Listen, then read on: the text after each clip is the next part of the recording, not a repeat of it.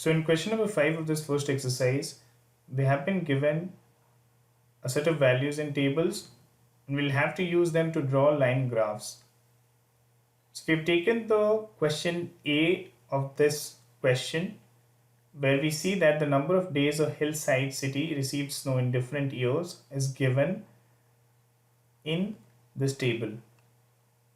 Now if we draw the line graph of this data, so this is the line graph which we'll get, where we have taken the different years on the x-axis and the number of days for which the hillside city received snow as y-axis.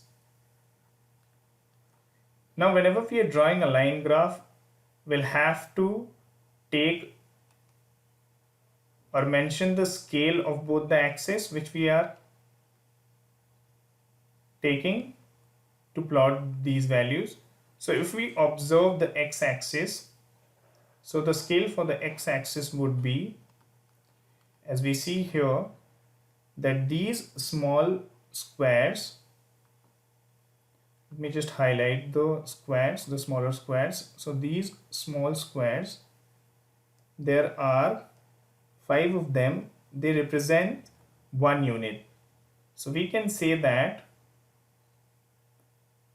on x-axis 5 units represents 1 year. So between each year you'll see 5 units, and on y-axis, if we observe these small boxes, we see this. So we again see here that 5 units on the y-axis represents 5 days. So this is the scale which has been taken into consideration while drawing this line graph. And we see the first point, which is this. Now this represents the number of days in year 2003, then this represents the number of days in 2004, this represents the number of days in 2005, and this represents the number of days in 2006 for which the hillside city received snow.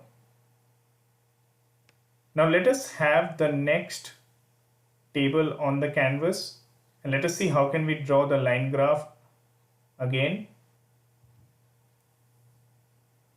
So as we see the B part of this question, where we have been given population in thousands of men and women in a village in different years, where we see the number of men and the number of women, the values are given in this table. Let us now see the line graph on the canvas. So here we have taken the years on the x-axis and the population in thousands on the vertical or the y-axis. Since we have two set of data, the first one is the number of men, so we have taken the number of men as the solid line and the number of women as the dotted lines, and we plotted the line graph using these set of values. Now here as well, when we are drawing these line graphs, we'll have to be careful of the scale which we have taken. So if we observe the x-axis again, we'll use the same logic which we've used in the last part of this question. Here we see again that 1 year is represented by these 5 small boxes or small cubes. So we can say on x-axis the scale is 5 units represents 1 year again,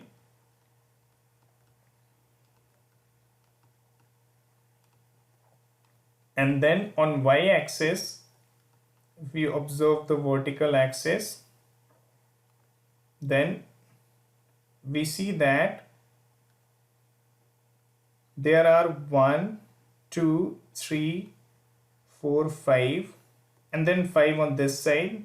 Hence we can say that 10 units represents 1,000 people,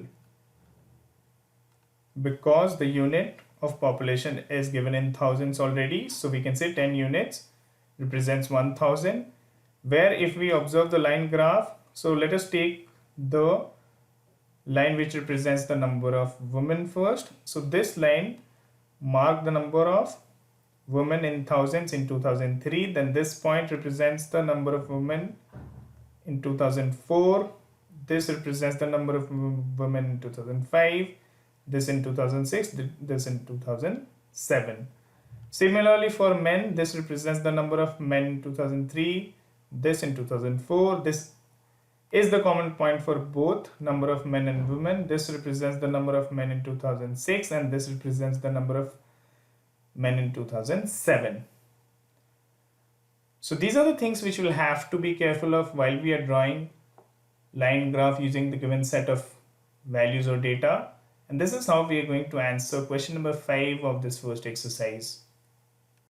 To learn more about how QMath can help you crack school and board exams, explore QMath Leap, a live online classroom program run by highly experienced and committed teachers.